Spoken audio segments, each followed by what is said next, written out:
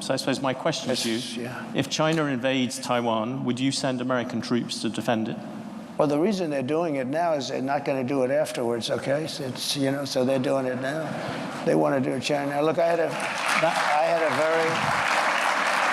very good relationship with President Xi, and a very good relationship with Putin, and a very good relationship with Kim Jong-un, who has a nuclear force that you won't even believe. And by the way, today it was announced for those that he just blew up the railroad going into South Korea. That means South Korea is now cut off from Russia and China and various other places. Cut off by rail. President Trump, you just mentioned No, but Putin. These are big things. I have to mention them. Yeah, you just mentioned Putin, though, and this has been this controversy of the past week.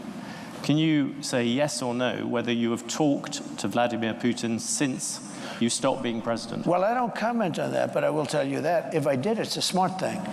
If I'm friendly with people, if I have a relationship with people, that's a good thing, not a bad thing. It's called diplomacy. Nobody wants to be in a forever war.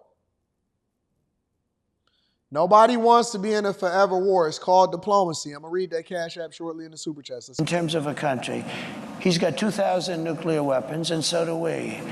China has a lot less, but they'll catch us within 5 years. That sounds very much like you did talk to him. I don't talk about that. You talk about talking to Netanyahu, you talk about talking to these people. Russia has never had a president that they respect so much, but more importantly, or less importantly, I guess, I went into Russia and people said, oh, he likes Putin and Putin likes him. Let me tell you, the first thing I did was terminated Nord Stream 2. Nobody ever heard of Nord Stream 2. It's a pipeline from Russia to Germany and all over Europe. I said, wait a minute, to NATO. I said, so let's get this straight. My first meeting, I said, so Putin's building the biggest pipeline in the world. He's going to Germany, but all over Europe. And you're paying him billions of dollars a year, billions of dollars a month. Germany's paying billions of dollars a month.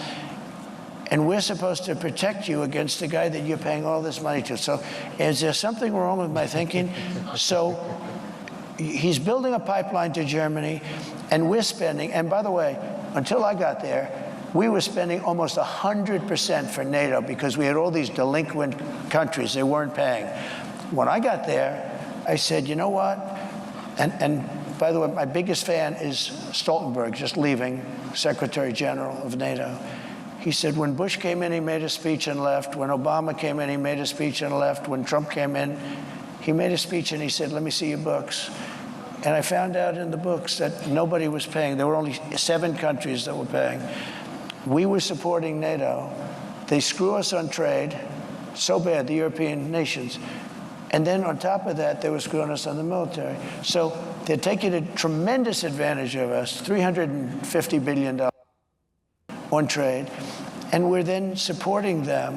In other words, it's not sustainable. You can't keep doing this. You can't have that, China, all of these countries.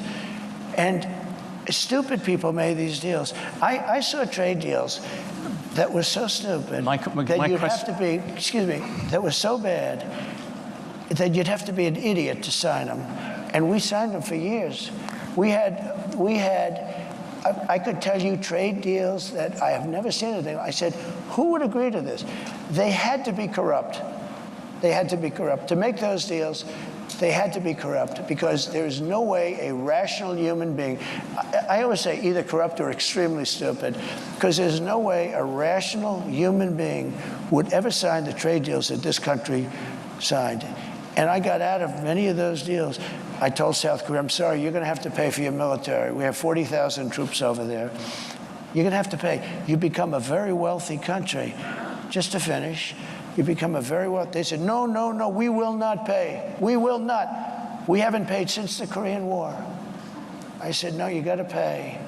I said, would $5 billion a year to start off with? No, no. They went crazy.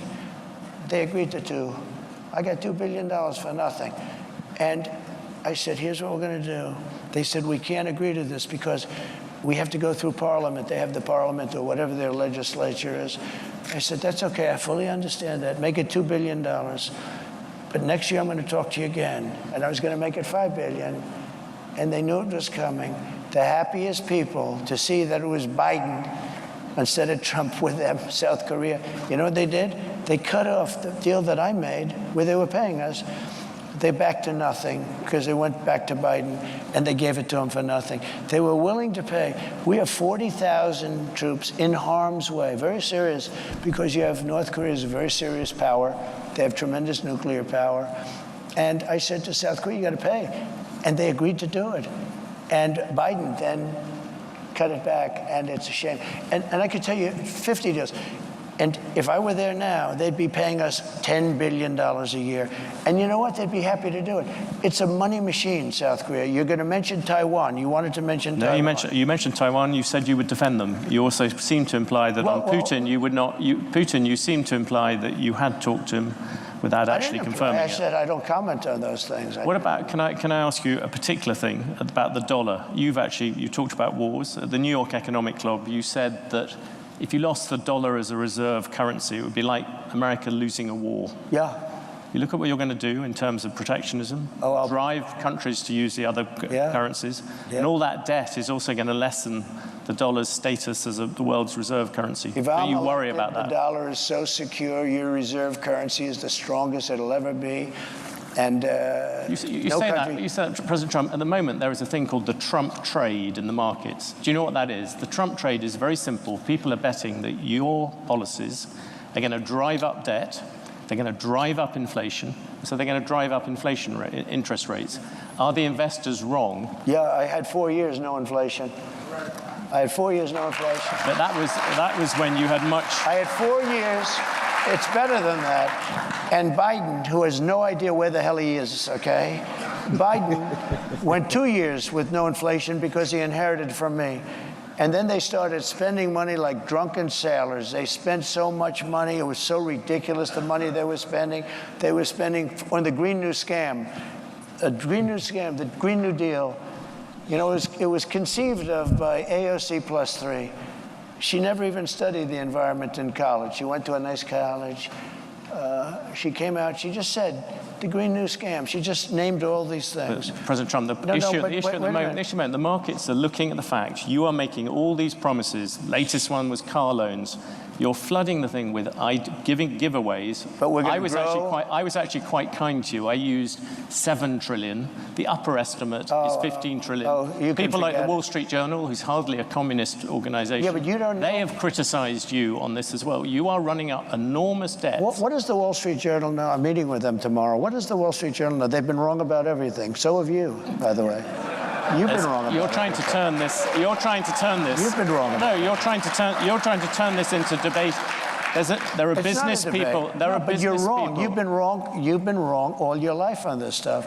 You've been wrong. Let me tell you about currency. You're going jumping a lot of different subjects. Well, you're sticking to the subject very closely. Let's stick to reserve currency. That's where you started, right? The reserve currency is under threat. Because you have Iran, you have Russia, you have China. China's the one that you have to worry about because they want it. Yeah. They want to have the yuan be the thing of power. So here's what I'm doing. Again, I hate to go back to it.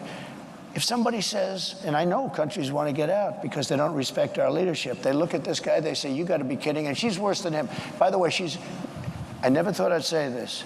She is not as smart as Biden, if you can believe it. This is not what we had 4 years of this lunacy, and we can't have it anymore. We're not going to have a country left. Okay, currency, very important. Yes. And if you want to go to third world status, lose your reserve currency. We have to have that. We cannot lose it. If you'll go to third world status in this country because you take a look at the way things are running. If a country tells me, sir, we like you very much, but we're going to no longer adhere to being in the reserve currency. We're not going to salute the dollar anymore. I'll say, that's okay. And you're going to pay a 100% tariff on everything you sell into the United States. And we love your product. I hope you sell a lot of it into the United States, but you're going to pay 100% tariff. He will then follow it up by saying, sir, it would be an honor to stay with the reserve currency. That will be like just playing. That's not even chess, that's checkers. But you don't have listen to this, you don't have other people that can talk that way. You know, a lot of people say, we love Trump's policy. but we would like to have another messenger because we don't like him. He's a little bit crass. And then, actually, it was Lindsey Graham, I must say. He was a progressive, in all fairness. But Lindsey Graham said, but Trump's policy doesn't work without Trump. And there's a lot of truth to that. Macron was going to, nice guy, Emmanuel. He's a wise guy, but he's for France, and we're for the USA. You know this story. He was going to tax American companies doing business in France, a very substantial tax. And I told my people, I didn't even like the companies, but I'm representing American companies. And this guy, so I said, call Macron and call his people and say, we're not going to stand for that.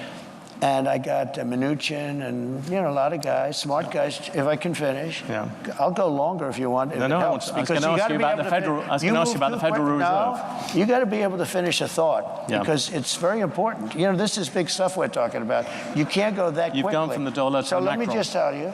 So I said, no, I'm just telling you basic, it's called the weave. It's all these different things happening. Yeah. So let me just say, so I said to Mnuchin, call him up and say, no way. He did, and he came back to see me. He said, they won't do it, sir, it's too late.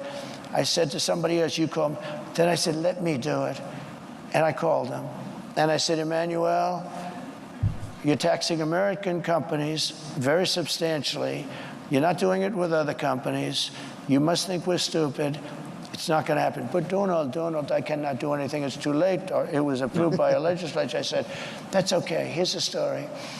Every bottle of wine and champagne that you send into the United States, effective immediately, and I'm signing it as I speak, I'm charging you 100% on every bottle of wine and champagne. They like the wine and champagne, right? Every bottle of wine and champagne that comes into the United States of America has a tax on, starting on Monday morning, this was a Friday, of 100%. And that's better than you're doing, okay? And he said, no, you cannot do that. I said, I've done it. It's already signed. Monday morning goes, may I call you back? Yes, he calls me back in about 3 minutes. We have decided to remove the tax from the companies. I did this all day long, but you don't have. You think Biden does that? I don't think so. Let me ask you a very factual question. Listen, you have to leverage what makes us great. What makes us great is the fact that we are a consumer nation. We are. We are a consumer nation. All you got to do is look at the rap songs. All you got to do is they love foreigns. They love foreigns. I like them both. I like foreign and domestic. That's why I buy my cars, both foreign and domestic. You know what I'm saying? I got to have a Bronco at the same time that I get my Porsche. I got to have a Bronco the same time that I get the Porsche. And then when we get we got the Mercedes, and then we also went and got the Challenger. So I love them both. We do. And so you have to leverage what makes you great and the thing that drives revenue into these countries. And I don't understand why these administrations that we currently have, and I think that Trump hit the nail on the head when he said that they got to be corrupt. They have to be corrupt, because you cannot make deals this bad, and we cannot have this large of a trade deficit while at the same time paying almost 100% in the NATO, only so we can become more warmongers. And nobody still ain't told me why we over in Ukraine. Nobody still ain't told me why we was over in Ukraine. Somebody still ain't told me why we still protecting and we participating so heavily when it comes to Israel. But neither here nor there. We're going to get into part 4 soon. We might have to make this a 2-day event. Do this on both Monday and today.